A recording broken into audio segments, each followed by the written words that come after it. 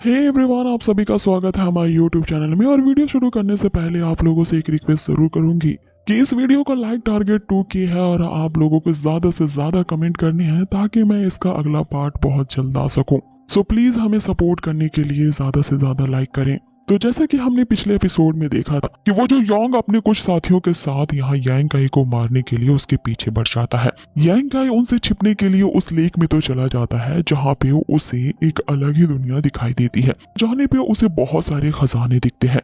वहाँ पे एक ऐसा कंकाल भी उसे दिखता है जो कि अचानक से जाग जाता है। वो जो स्पिरिट होती है वो यांग काई के सबकॉन्शियस माइंड को कंट्रोल करना चाहती थी, लेकिन यांग काई का जो सबकॉन्शियस माइंड है वो तो पहले से ही उस गोल्डन प्रॉड बॉडी के डिमन ने कर रखा है। गोल्डन प्रॉड बॉडी का डिमन बहुत ही ज्यादा शक्तिशाली होता है और उसने उस स्पिरिट को धर दबोचा होता है कि वे लोग यहाँ उससे सौदा करने लगते हैं कि अपनी इस अगर आत्मा की सलामती चाहते हो, तुम्हारे पास जो कुछ भी है वो हमें दे दो, तुम्हारी बची कुची ही आत्मा को हम रिफाइन करके यहाँ पे यांग काई के मार्शल आर्ट स्किल को और भी ज्यादा इंक्रीज कर देंगे। वहाँ पे वो जो स्पिरिट होती है वो यहाँ यांग काई को औने पौने मार्शल स्किल्स के बारे में बताती है। मार्शल स्किल को यहाँ पे यांग काई पसंद नहीं करता। जब उसे जान से मारने वाले होते हैं तो वो जो स्पिरिट होती है यहाँ यांग काई के सामने झुक जाता है और गिड़गिड़ा के माफी मांगने लगता है। बताता है कि एक और कमाल की मार्शल आर्ट स्किल उसके पास है, ये इनहेरिटेंस केव की स्किल भी कहते हैं। वो स्पिरिट कहता है कि इस तरह के मार्शल स्किल को उसने इसी इनहेरिटेंस केव के अंदर सीखा था।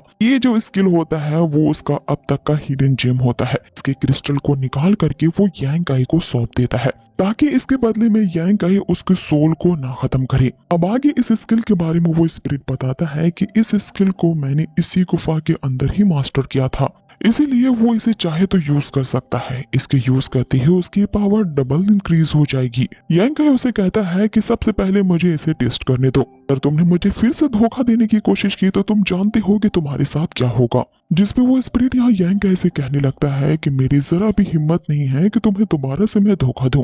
आगे वो बताता है कि ये मार्शल स्किल बहुत ही भयानक है जिसका नाम क्रूअल मार्शल स्किल है। यहाँ यांग काई सोच में पड़ जाता है कि क्या इस तरह के मार्शल स्किल का यूज करना बेहतर रहेगा। इसके नाम में ही क्रूरता है तो कहीं वो एक क्रूर इंसान ना बन जाए। देखते ही देखते वो क्रिस्टल जो होता है उससे निकलने वाली तेज एनर्जी लाइट ऊपर चली जाती है। फिर वहाँ पे चारों तरफ सिर्फ स्टार्स फैल जाते हैं। इसके बारे में वो स्पिरिट बताता है कि इस प्रैक्टिस को ओपन करते ही ये जो बॉडी की सी स्पेस होगी वो तारों से भर जाएगी, जिसमें तुम अपनी ज्यादा से ज्यादा विटैलिटी को स्टोर कर सकते हो और जब बाद में तुम्हें जरूरत पड़े तो तुम इस स्टोर की हुई एनर्जी को कितना भी गुना यूज कर सकते हो, जो कि किसी नॉर्मल पावर से 10 गुना ज्यादा होगी। इसकी कल्टीवेशन की शुरुआत करने के लिए तुम्हें अपनी बॉडी की पूरी इनर ब्रेथ को इस तारों के अंदर पोर करना होगा, मतलब कि डालना होगा। अब आगे यहाँ पे यांग काई ने उन स्टार्स पे अपनी एनर्जी ट्रांसफर करना शुरू कर दिया था, लेकिन वो जो स्पिरिट था वो अपनी कपटी हंसी हंसते हुए मन ही मन सोचने लगता है कि तुम अपनी सारी एनर्जी यहाँ पे यूज तो करो उन स्टार्स को पोर करने में,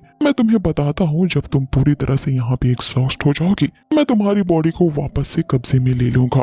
तुमने और जो तुम्हारी गोल्डन बॉडी के डिमन ने मेरे साथ जो किया है उसका मैं गिन गिन के तुझसे बच्चे बदला लूंगा। अब ये सोच करके वो स्पिरिट मन ही मन खुश हो रहा होता है, क्योंकि इस तरह की जो कल्टीवेशन होती है बहुत ही ज्यादा इन्फिनाइट मात्रा में एनर्जी कंज्यूम होता है।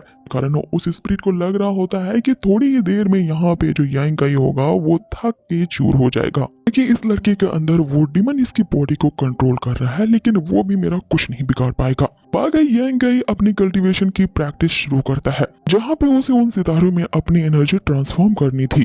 ये वाकई में यांग काई के लिए भी थका देने वाला होता है, लेकिन वो हार नहीं मानता, अपनी कल्टीवेशन जारी रखता है। स्पिरिट ये देखते ही कि यांग काई अब पूरी तरह से एग्जॉस्ट हो चुका है, ऐसा खंजर निकालता है और जैसे ही यांग काई पे हिट करने वाला होता है यांग काई की बॉडी से अचानक भारी भरकम मात्रा में यहाँ एनर्जी रिलीज होने लगती है। एनर्जी की ऑरा होती है वो इतनी ज्यादा शार्प होती है कि इसके घेरे में आते ही वो जो स्पिरिट होती है उसे एक शॉक लगता है।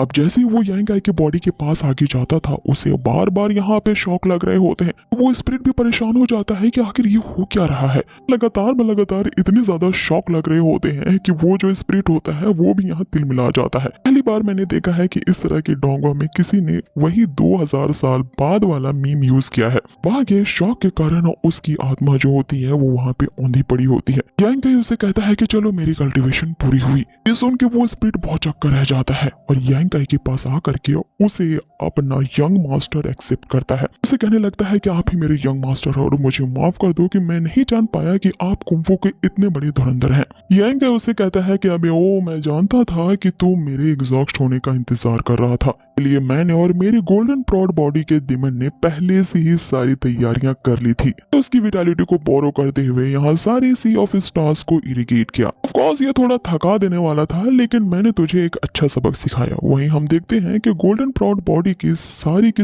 यहाँ यांग काई ने ले ली थी, इसीलिए वो प्राउड गोल्डन बॉडी भी वहाँ पे कोने में बेहोश पड़ा होता है। हम मन ही मन वो यांग काई को कोस रहा होता है कि एक बार मुझे ठीक होने दे, मैं तुझसे इसका अच्छा बदला लूंगा। आगे यांग काई उस स्पिरिट से कहता है कि अभी अभी तुमने मुझे क्या कहा, मैं तुम्हारा यहाँ से यंग मास्टर कैसे बन गया। जिस पे वहाँ पे वो जो स्पिरिट होती है वो यहाँ यांग काई के सामने गिड़गिड़ाने लगती है और उससे कहती है कि मैंने तुम्हारे जैसे यंग मैन को आज तक पहले कभी नहीं देखा, जिसकी बॉडी फुल ऑफ एनर्जी से भरी हुई है, और मैं आज तुमसे डीपली इम्प्रेस हो चुका हूँ। इसीलिए मैं अपने आप को आज से तुम्हारा गुलाम घोषित करता हूँ। मैं तुम्हारा गुलाम बन करके तुम्हारी कुत्तों की तरह सेवा करने को तैयार हूँ। तुम मेरे मास्टर लॉर्ड बनना पसंद करते हो तो। यांग काई उससे कहता है कि इस बारे में अच्छे से सोच लो ना, मेरे पास एक और तरीका है कि मैं तुम्हारी स्पिरिट को यहाँ रिफाइन करके अपने आप को पावरफुल बना सकता हूँ, जिससे तुम्हारे ना रहने के बाद इस दुनिया में कुछ इविल तो कम होगा। आगे जैसे यहाँ यांग काई उसके स्पिरिट को रिफाइन करने के लिए आगे बढ़ता है, वो जो स्पिरिट होता है वो वापस से यांग काई के सामने गिड़गिड़ाने लगता है। कहता है कि उस इनहेरिटेंस केव में मेरे पास ऐसी बहुत सारी चीजें हैं जिससे तुम अभी फैमिलियर नहीं हो, और अगर इनके यूज तुम्हें पता चल जाएंगे तो तुम मुझे मारने की गलती नहीं करोगे। अगर मेरी आत्मा को जिंदा छोड़ते हो तो वो सारे के सारे ट्रेजर्स तुम्हारे होंगे। इसके साथ ही मैं अपनी पूरी जिंदगी तुम्हारे साथ कमिटेड रहूंगा। जो आदेश दोगे मैं उसे मानने के लिए तैयार हूँ। मैं आपसे आगे तुम्हें ना धोखा देने की सोचूंगा, ना ही कोई तुम्हारे साथ ट्रिक खेलूंगा। बस मेरी आत्मा की ये थोड़ी सी गूंज जो बाकी है इसे रहने दो। यांग काई यहाँ सोच में पड़ जाता है कि वाकई में ये इनहेरिटेंस गुफा जो है वो काफी ज्यादा कॉम्प्लिकेटेड है। यहाँ के खजानों को डिस्कवर करने के लिए उसे एक हेल्पर की तो जरूरत है जो इसकी मदद कर सकता है, लेकिन इसे अपने साथ रखने से पहले मुझे इसकी आइडेंटिटी के बारे में जानना होगा। इसलिए यांग काई अब उस स्पिरिट से पूछता है कि सबसे पहले अपने बारे में बताओ कि तुम कहाँ से आए हो और तुम्हारा बैकग्राउंड क्या है। जिस पर वो स्पिरिट कहता है कि वो बहुत सालों से यहाँ पे कैद है। इतनी पुरानी बात ये हो चुकी है कि वो अब अपना नाम ही भूल चुका है। उसे बस इतना याद है कि सभी उसे डेविल कहा करते थे। आगे यांग काई उसे कहता है कि गोल गोल बातों में घुमाने से अच्छा है मुझे सारी सच्चाई बताओ, फिर तुम्हारी मौत यहाँ पे कैसे हुई और तुम यहाँ पे कैसे फंसे। जिसपे वो स्पिरिट अब अपनी कहानी बताना शुरू करता है कि बहुत साल पहले इस ब्लिस लैंड में एक कपल प्रैक्टिस करने के लिए आया करते थे। इन दोनों ही कपल्स में एग्जीक्यूट मार्शल आर्ट की स्किल्स थी, तो मैंने इन्हें देख करके यही समझा मार देता हूँ और इनके सारी मार्शल स्किल्स मेरी हो जाएंगी। इसलिए मैंने अपनी पावर का यूज करके उन दोनों को ही इस जगह पे सीज कर लिया, और यही मेरी जिंदगी की सबसे बड़ी गलती थी। वे जो दोनों कपल थे वो टाउस लेवल के कल्टीवेटर्स थे के पास ऐसी मार्शल स्किल की ताकत थी जिनका यूज करके उन्होंने वहां पे ड्रैगन और फीनिक्स की एनर्जी से जनरेट करते हुए एक ऐसा मूव कंबाइन करके बनाया। बस उसी मूव से जब उन्होंने मुझ पे अटैक किया तो मैं कंप्लीटली हार जाने के साथ ही साथ मेरी यहीं पे मौत हो गई। हालांकि मेरे पास बहुत ही बड़ी स्किल्स थी उनका सामना करने की, लेकिन मैं ये नहीं कर पाया। मैं बहुत ही ज्यादा सीरियसली इंजर्ड हो चुका था और फिर मारा गया, और तब से ही मेरी ये सोल की एकमात्र ट्रेस ही यहाँ पे बची रह गई, और तब से लेकर आज तक वो बस इसी जगह पे ही ट्रैप होकर रह गई है। मैं तब से ही एक ऐसी बॉडी की तलाश कर रहा हूँ ताकि मैं अपनी इस कंडीशन को सुधार सकूं, लेकिन मुझे आज तक कोई भी ऐसी बॉडी नहीं मिली, क्योंकि आज तक इस गुफा में यहाँ पे इस इनहेरिटेंस केव के ट्रेजर को कोई ढूंढता हुआ आया ही नहीं। ये सुन के यहाँ पे यांग काई जोर जोर से हंसने लगता है और उससे कहता है कि जैसे तेरी बुरी हरकतें हैं तेरे साथ तो ऐसा ही अंजाम होना चाहिए।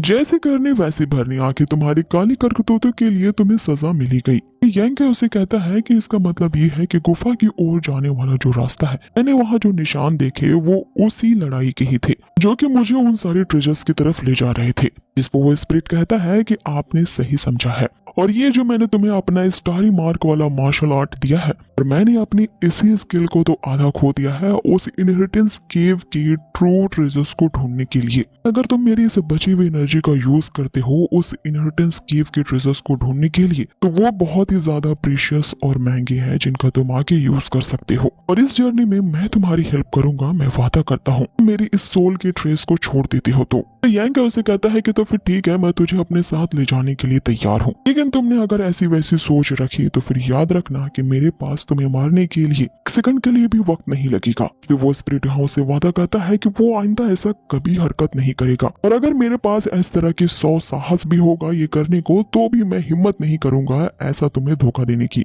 जिसमें यांग उसे कहता है कि तो फिर ठीक है, तुम अपनी पावर्स को रिस्टोर करने के लिए मेरे सबकॉन्शियस माइंड का कुछ हिस्सा रख सकते हो। ऐसे ही वो स्पिरिट यांग के सबकॉन्शियस माइंड की थोड़ी सी कॉन्सिक्वेंस को यहाँ पे खींचता है। ऐसा करते हुए उसकी कंकाल रूपी स्पीड से वो खंजर बाहर निकल आता है। तो यांग उसे कहता है कि तुम्हारे पास तो बहुत सारी ऐसी इविल चीजें हैं, तो यूज करके लगता है कि तुम मुझे मारने की पूरी प्लानिंग कर सकते हो, लेकिन याद रखो मैंने जो तुम्हें मारने की धमकी दी है वो पूरी सच्ची है। तुमने इस तरह के वेपन छुपाए हैं और मेरी मर्जी के मुताबिक उन्हें यूज किया तो फिर देखो तुम्हारा क्या अंजाम करूंगा। आगे यहाँ यांग अपने सबकॉन्शियस माइंड का थोड़ा सा हिस्सा उसे दे देता है। वो इस स्पिरिट इस जर्नी में यांग का साथ दे सके, उस इनहेरिटेंस केव के छुपे हुए ट्रेजर्स को ढूंढ सके। तो वो स्पिरिट यहाँ यांग से माफी मांगते हुए कहता है कि अब मेरी जिंदगी और मौत सिर्फ मेरे यंग मास्टर के ही हाथों में है और मैं आपका गुलाम होने के नाते इस बात को हमेशा याद रखूंगा। कि यांग उसे कहता है कि यहाँ से निकलने का कोई और रास्ता है कि नहीं, कि लेक के बाहर अभी भी वो बंदे तैनात है जो कि मुझे मारने के लिए मुझे कुत्तों की तरह पीछा कर रहे हैं। जिसमें वो स्पिरिट यहाँ पे यांग को अपने साथ चलने को कहता है, ये कहते हुए कि आका आपने हुक्म दिया और मैं आपकी खिदमत में हाजिर हूँ। यांग को एक खुफिया रास्ते के पास ले आता है। यहाँ पे जैसे ही पत्थर हटता है यांग को उस गुफा से बाहर निकलने का रास्ता नजर आता है। यांग जैसे ही गुफा से बाहर निकलता है एक अचानक से उड़ती हुई चीज उस पे हमला करती है। यांग उस चीज को जब मारने की कोशिश करता है तो देखता है कि ये तो एक गेंशियन हर्ब्स है जिसका इस्तेमाल एक्लिसर बनाने में किया जाता है। जो क्यूट सा हर्ब होता है उसे पकड़ने के लिए यांग काफी मशक्कत करने लगता है, लेकिन वो हर्ब इतना ज्यादा यहाँ फुर्तीला होता है कि यांग उसे नहीं पकड़ पाता। काफी कोशिशें करने के बाद वो मेढक की तरह उछलने के बावजूद भी उस हर्ब का 1 इंच भी नहीं पकड़ सकता। इस हर्ब को पकड़ने के चक्कर में यहाँ पे यांग को मुंह की खानी पड़ती है। आगे यांग का चोट खाता देख वो जो हर्ब होता है यहाँ पे उसी को ही चिढ़ाता है। वो जो स्पिरिट होता है यांग ऐसे कहता है कि यंग मास्टर इस जगह के जो मैजिकल वेपन्स है वो बहुत ही ज्यादा फ्लेक्सिबल हैं। वो इतने ज्यादा फुर्तूले हैं कि मात्र अपने हाथों का यूज करके आप उन्हें नहीं पकड़ पाएंगे। इस तरह के जो मॉन्स्टर होते हैं वो वाइटल एनर्जी से काफी ज्यादा अट्रैक्ट होते हैं। ये जो हर्ब मॉन्स्टर है ये आपके पीछे इसलिए पड़ा है क्योंकि उसने देख लिया है कि बॉडी के अंदर यांग लिक्विड काफी ज्यादा मात्रा में फ्लो कर रही है, इसीलिए इस मॉन्स्टर को ट्रैप करने का यही एक तरीका है कि इसे लालच से ही फंसा सकते हैं। अब जब ये दोनों ये बातें कर रहे होते हैं तो वो क्यूट सा मॉन्स्टर जो होता है आसपास आके इनकी बातों को सुन रहा होता है, क्योंकि वो उनसे इशारे करके भी पूछता है कि आखिर तुम लोग किस बारे में बात कर रहे हो, ताकि इस तरह के हर्ब्स जो होते हैं वो ह्यूमन लैंग्वेज तो नहीं समझते। अब आगे उस हर्ब मॉन्स्टर को ट्रैप करने के लिए जो यांग होता है उस स्पिरिट के आइडिया को आजमाता है। अपनी बॉडी की एक यांग लिक्विड को वो एक जगह पे रख दिया होता है कि वो मॉन्स्टर इसकी गंध से ल्योर होकर के वहां पे आ जाए इस यांग लिक्विड को खाने के लिए। और बिल्कुल ऐसा ही होता है। जब वो मॉन्स्टर उस यांग लिक्विड को लेने के लिए आता है तो आजू बाजू ऊपर नीचे वो चारों तरफ देखता है, उसे कोई नहीं नजर आता तो वो तुरंत ही उस लिक्विड को पकड़ लेता है उसे खाने के लिए। इतने में यांग और वो स्पिरिट जो दूसरी तरफ छुपे हुए थे मौके की तलाश में होते हैं। तुरंत ही यांग अपना जाला उस पे फेंकता है, उसे हर मॉन्स्टर को पकड़ लेता है। यांग को भी वो हर मॉन्स्टर काफी क्यूट लगता है, इसीलिए वो उसे रिवॉर्ड के तौर पे एक और यांग लिक्विड खाने को देता है और उससे कहता है कि लगता है कि तुम काफी दिनों से एक अच्छे खाने की तलाश में थे, कोई बात नहीं, तुम इसे खा सकते हो और खा करके आराम करो। आगे उस यांग लिक्विड को खाते ही वो जो हर्ब होता है वहां पे गहरी नींद में सो जाता है। अब आगे यांग जो होता है वो तुरंत ही उस हर्ब को अपनी जेब में रख लेता है। हुए वो जो स्पिरिट होता है वो यांग के सामने अब अपनी बड़ाई करने लगता है कि देखा तुम्हारे साथ मैं यहाँ पे चल के आया हूँ तो मैंने तुम्हें कितनी अच्छी टिप्स दी हैं। हमारी जर्नी बस 1 किलोमीटर दूर तक भी नहीं गई है, तुम्हारे लिए मैंने इतना बड़ा फायदा करवा दिया। मेरा फैसला सही था, मैं तुम्हारे लिए बहुत बड़ी काम की चीज हूँ। कि तभी अचानक से यहाँ पे कुछ हलचल होती है और जैसे ही इन लोगों को पता चलता है कि आखिर कौन आने वाला है, ये एपिसोड को यहीं फिनिश कर दिया जाता है। ये लोग बहुत ही बुरा काम करते हैं, एपिसोड को ऐसी जगह पे एंड करते हैं जहाँ पे आगे देखने की और भी ज्यादा इच्छा होती है। सो गाइस फिकर नॉट, इसका नेक्स्ट एपिसोड बहुत ही जल्द आएगा। जितनी ज्यादा आप इस वीडियो को लाइक करोगे और मुझे जितना ही ज्यादा कमेंट आएगा इसके नेक्स्ट वीडियो के लिए। और हाँ, अगर ये आज का एपिसोड आपको पसंद आया हो तो प्लीज इसे लाइक करना ना भूलें। बहुत ही जल्द मिलते हैं इसके नेक्स्ट अमेजिंग से एपिसोड पे। Till then take care, stay healthy, good bye.